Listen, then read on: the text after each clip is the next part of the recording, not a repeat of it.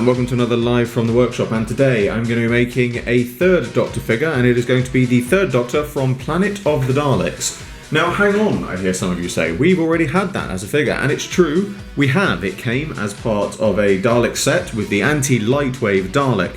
However, the figure that came with the set was quite inaccurate because it had a single breasted coat, and in Planet of the Daleks the third Doctor seems to wear a double breasted coat, and also it had the neckerchief scarf, whereas I think, having rewatched the episode and looking at it, his neckwear is much more akin to a bow tie, and so that's what I'm going to be doing for this episode. I'm going to be making a more accurate version of a Planet of the Daleks third Doctor. Now, obviously, generally I don't like to make figures that have already been made, but there are some exceptions, and again, this is an exception because it will be something a bit different as I like to do things. So obviously we have a standard third Doctor figure.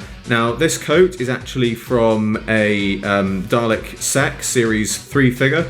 I did paint it black for use on another custom that never got finished, so I'm just going to repaint this purple along with the arms. Obviously I'm going to have to repaint the shirt as well, and then I've also got a bow tie, and I've already sculpted part of the shirt together, so obviously that will fit in there once the coat is on over the top.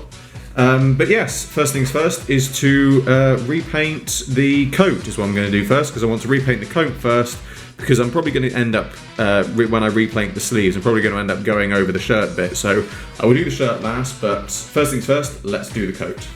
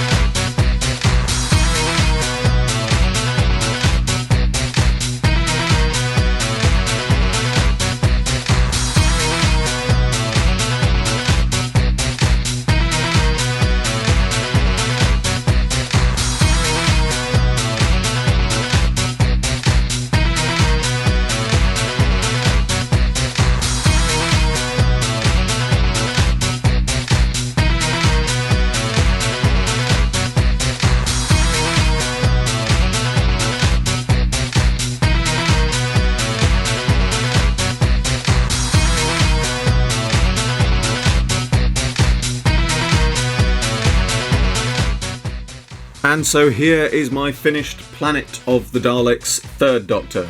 Again, I know where I say this, but I'm very pleased with how this came out. I think on camera it's going to look like quite a dark purple. Unfortunately, it is very hard to capture on camera because the light is not brilliant here. But it has come out looking very close to the purple that was on the released figure. It might be slightly darker, but I am still very pleased with the outcome. Obviously, the bow tie itself is just stuck on. Underneath the shirt, you might be able to see some sort of frills there. I have sort of sculpted that bit on, but as the shirt front is obviously hidden by the double-breasted of the jacket, you don't really notice that. Jacket is a little bit short. I considered using a slightly longer one, like one of the spare Kudlak jackets that I think I've got somewhere from the Sarah Jane Adventures, but I wanted to save that for something else, and I didn't want to trim it down. But I think overall it does work very well. Obviously, I've painted his hands black as well to sort of give him the gloved look as well. But this has got me pondering and thinking again. I mean, I know that a lot of people say, well, why can't they do this? Why can't they do that? And it is a shame that, they can't just mix and match pieces for figures, because it really makes you wonder. You look at this and think, right, why could they have not used the moulding from the Dalek set jacket that I've used here and made a more sort of screen accurate version of, as he appeared in Planet of the Daleks? And it's a real shame, because this double-breasted jacket for the Third Doctor, it looks really good, and it's a real shame that I think we got the Third Doctor from Planet of the Daleks with the anti-lightwave Dalek, and that was a great set. It was a great figure, and the anti-lightwave Dalek was absolutely superb.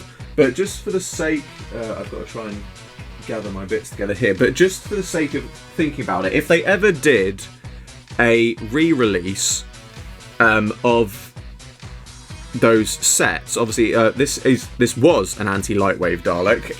Obviously I've taken the paint off, but imagine getting the anti-lightwave Dalek with that, or even better, an even better idea for a re-release, I think, would be if you got the Third Doctor in the double-breasted jacket with the Planet Supreme. I mean, imagine that as a set. I think that would be absolutely brilliant. And I mean, I know some people are going to say, oh yeah, you could have a 3-pack set with the anti-lightwave Dalek, the Supreme, and Third Doctor in the new sculpt. And yeah, that would be great to see. But let's face it, that's never going to happen. I mean, it's never going to happen that we're going to get a Third Doctor with a double-breasted coat. But the point still stands that you used to get the packs of figures. You had a Dalek and you had a Doctor.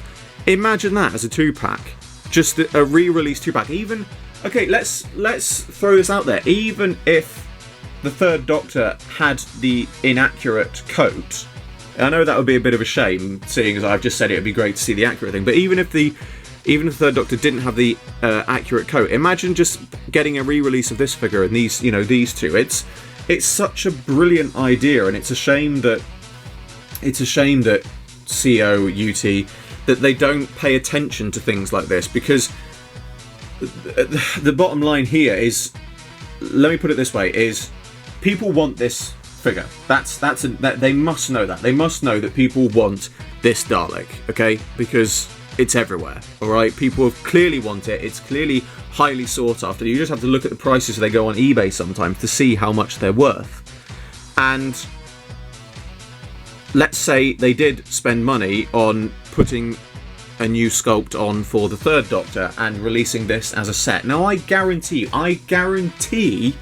if you sold this set at, say, £30, I know that I think the sets originally, I'm not sure exactly how much they cost. I think they're around anywhere between sort of £14 to £30, £14.99 to £29.99. But let's say, to try and recoup their losses more, let's say that Character Options Underground Toys decided that they were going to charge £35 for this as a 2-set. Now, yeah, that's a lot of money, and I have to say, even as someone who's suggesting the idea, I think £35 is a lot. But you know what? I think people will still pay it, because they want this Dalek, and they would love the idea of a new variant release. So again, I know you're not, but CO, UT, Character Options Underground Toys, if you are listening, please pay attention to this. By all means, look in the comments, see what people say. I'm sure there's going to be some people in the comments saying, yeah, I get that, but I wouldn't pay 35 for it. Oh, I prefer if it was like under £10 or something like that. There's always going to be people that quibble price, but ignoring what people think of the price, look and gauge if people are actually interested in the product, because as I said, if people are interested in the product, you could charge £35 for this as a 2-pack, and yes, it would be more than most people, including myself, would like to pay, but I still think people would pay it because they want the item. So I think it's a great way to gauge interest in what people want by looking at, I have to say, okay, it does sound like I'm bigging myself up here, but I'm saying this when I speak for all customs makers.